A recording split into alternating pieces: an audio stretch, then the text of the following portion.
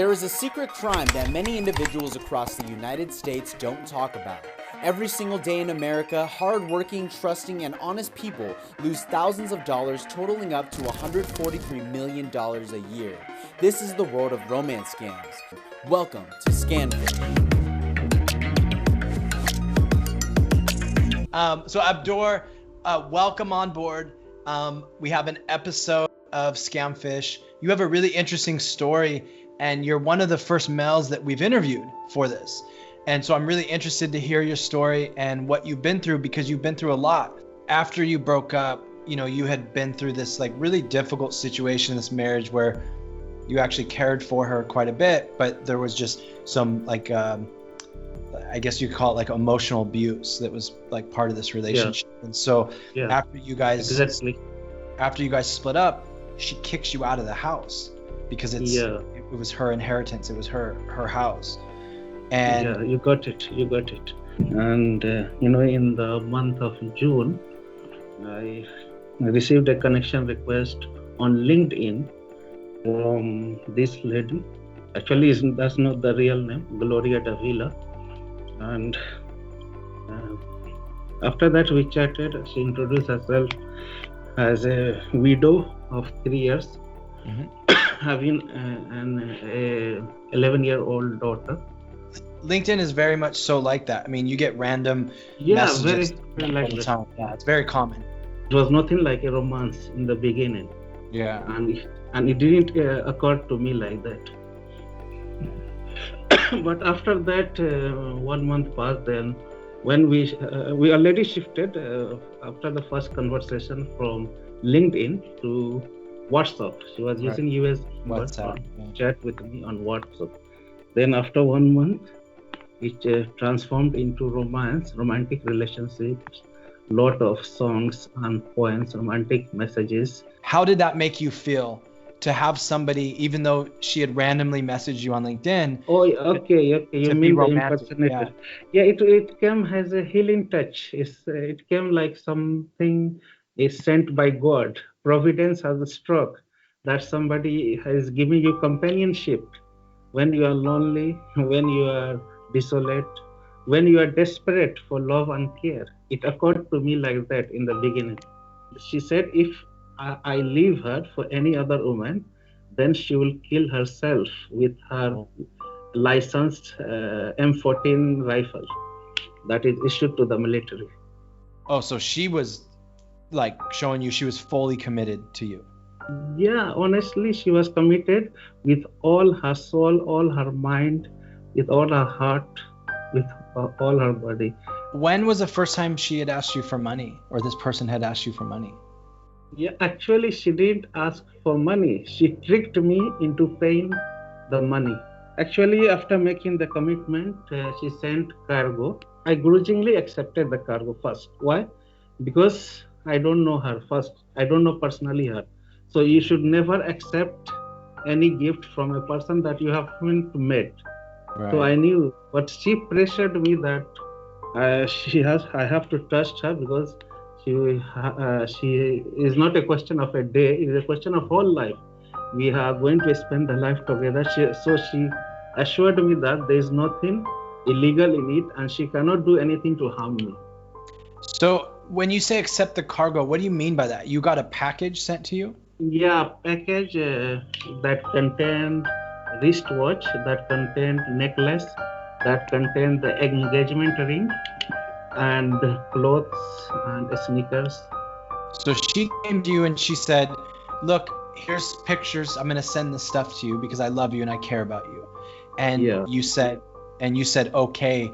And she's like, there's nothing illegal in it. She's like, I want you to accept this package. And when I was entering the tracking code, it was showing that the cargo has been sent. It is in transit.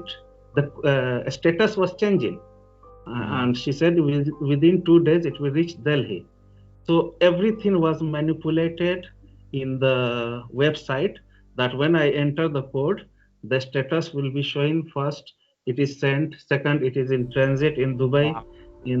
In third place, it will show that it has landed in Delhi but not delivered.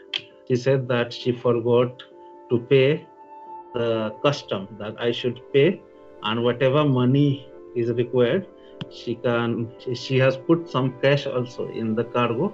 I should take it and give it to the and care for the cost of the cargo. He said that if you don't pay, there is a senior army officer.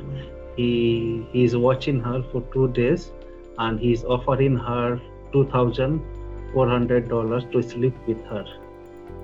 So if I don't pay, that army officer will pay the money and he will take advantage of her. So you're attached to her and you're like, this money has to be paid. And like, I'm sure you have doubts at this point. I live some few doubts at this point, but she's gotten into your head emotionally blackmailing me that somebody else will take advantage of her beloved, and it will hurt my ego. It will hurt my what can I say, my feelings, very deep, profound feelings. I promised to pay her $2,400, and that scammer sent a photoshopped screenshot from Wells Fargo account of Wells Fargo Bank of USA that the person has transferred the money, $2,400. So the scammer came to you and said, look, if you can't pay all of it, I have a family member that will pay part of it. If you can just pay the rest, I won't have to sleep with this guy. You can get the package and we're good. Yeah. $1,200 I paid has benefit of doubt. I thought maybe if I pay her $1,200, maybe there is chance that the cargo has come and it will be delivered to me as it was assured before. She said that I should talk to the delivery agent. And the number was from Indian cell phone number. So when the delivery agent started talking, he said, I am Johnson, and the delivery agent in India of the company Air Cargo Logistics. I said, you are Nigerian.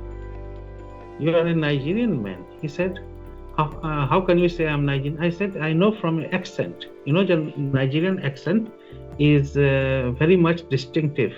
Yeah. And so was he messaging you through? No, he blocked me. After that, he blocked me. The cargo company blocked me. And that lady, Davila, she taunted me. She said that I blocked her and again unblocked her the next day. She said, you still have the sanity to block me. She thought that I have lost my mental sanity.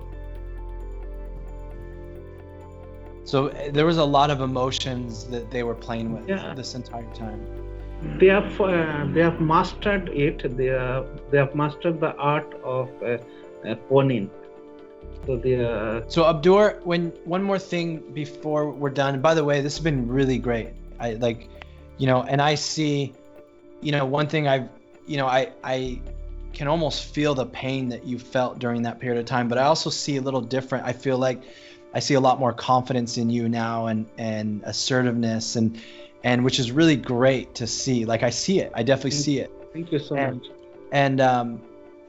But in Nigeria, how like $3,000, how far does that get somebody in Nigeria? Like how long can they live off that? In Nigeria, the $3,000 is around 1.2 million. Mm-hmm. And 1.2 million, I believe, one person in lower middle class can live for 2 years. 2 years. Yeah. So they'll spend all the time that they can talking to you for hours and hours because, those 1 to 2 months that they get out of you will take care of the next 1 to 2 years for them. Yeah, and not only that, that is not the end of the road. Actually, the money they receive from victims, they invest it in other criminal activities. Yeah. Like they might use it to create, to hire another people and do another scam for buying narcotics. Yeah. Or they can use it on themselves because you see the scammers, they drive luxury cars, they wear flashy flashy ornaments. Right. They have a taste for expensive things. Yeah, they definitely. Abdur, it's been actually really enjoyable. This conversation has been really enjoyable for me to learn about you. Obviously, not the experience you went through, but just to learn about you as a person. And I definitely see the difference. I could like almost feel the pain that you were going through at that time, but I do see a huge difference and change. You exude confidence, you know. So I hope that you take this as like, even though it was a dark time in your life, you take it as a positive experience to be strong and to use this and understand like what you've been through and use it as a crutch to like build like a stronger self. And so I really appreciate the time that we've spent together today and that you've taken the time. Yeah. And hopefully this might be a little closure for you. But other than that, you've been great. It was really nice chatting with you. We'll still be in touch. And you have a great evening. And thanks again for doing this, okay? Thank you too. Welcome. All right. You have a good evening. Have a nice night. All right. Bye. Bye-bye. Are you unsure if the person you're talking to online is real or fake? Maybe you've been trying to get a family member or friend to come to terms and you have a story that you'd like to share about a romance scam. If this is you, email us at sharemystory@socialcatfish.com. By allowing our YouTube audience to hear about your experiences, you can educate them on what you went through and the signs you witnessed. Education is the best way to prevent these scams. Your story could be the reason thousands of scams are prevented.